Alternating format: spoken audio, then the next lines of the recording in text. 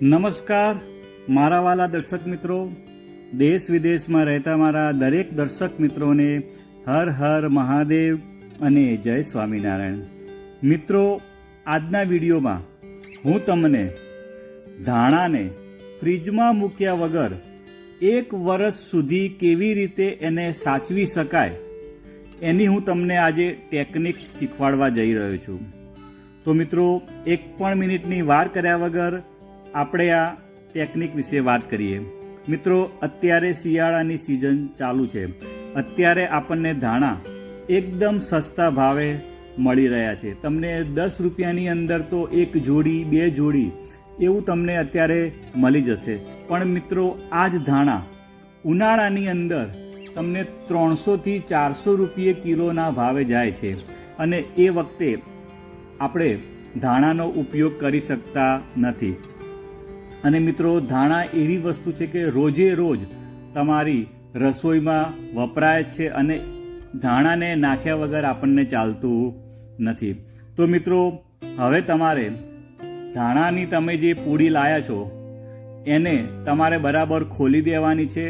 અને ધાણા સિવાયની અંદર બીજા પણ પાંદડા હશે, ધાણા સિવાયના બીજા પણ પાંદડા હશે, એને તમારે દૂર કરી દેવાના છે. ખાલી એકલા ધાણા જ રહેવા જોઈએ. હવે આ વિડીયોમાં હું તમને ધાણાને કેવી રીતે ધોવાના છે, કેવી રીતે કાપવાના છે અને કેવી રીતે સૂકવવાના છે અને કેવી રીતે એને પેક કરવાના છે એની હું તમને વિસ્તૃતમાં વાત કરીશ. મિત્રો, પહેલાં આપણે જે ધાણા હતા એને બરાબર તમારે પાણી અને બરફથી ધોવાના છે. પહેલાં અંદર બરફ નાખો, પાણી નાખો અને બરાબર પછી તમારે એને અંદર જોઈ રહ્યા છો એવી રીતે તમારે એને ધોવાના છે. પછી ધોવાઈ જાય પછી ચોખ્ખા પાણીએ એને 3થી 4 વખત પાછા ધોવાના છે. ચોખ્ખા પાણીએ બરાબર ધોવાઈ જાય પછી તમારે સ્વચ્છ કપડાથી એને બરાબર લૂછવાના છે. અને ઓછામાં ઓછા 3થી 4 વખત તમારે એને લૂછવાના છે કે સહેજ પણ અંદર પાણી રહી જવું જોઈએ નહીં. એકદમ ધીમા ધીમા હલકા હાથે એને સ્વચ્છ કપડાથી તમારે એને લૂછવાના છે. પછી તમારે એના ટુકડા કરવાના છે. હવે ટુકડા કરવા માટે તમારે એનો નીચેનો ભાગ, થોડોક જ ભાગ એને કાપી લેવાનો છે.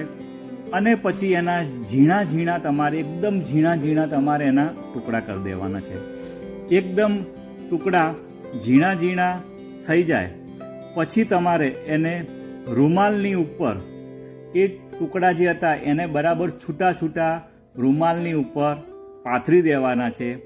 એને તમારે બહાર તડકામાં સૂકવવાના નથી. એને તમારે ઘરની અંદર જ કોઈ ટેબલ હોય તો એની ઉપર તમારે સૂકવવાના છે. તમારે ઓછામાં ઓછા એને 3થી 4 દિવસ તમે એને સૂકવશો એટલે ધાણા એકદમ સુકાઈ જશે. એનો કલર પણ એકદમ લીલો રહેશે. અને પછી એ જે સુકાયેલા જે ધાણા હોય એને તમારે જીપ બ્લોક થેલીમાં તમારે એને ભરી દેવાના છે. પછી તમે એને આખો વર્ષ તમે એનો ઉપયોગ કરશો તો પણ એ બગડશે નહીં. તો મિત્રો, આ હતી ધાણાને સાચવવાની ટેકનિક. તમે મને શાંતિથી સાંભળ્યો એ બદલ તમારો ખૂબ ખૂબ આભાર. તમને મારો વિડીયો સારો લાગ્યો હોય તો લાઈક કરવાનું ભૂલતા નહીં. આવજો મિત્રો. Bye bye bye bye.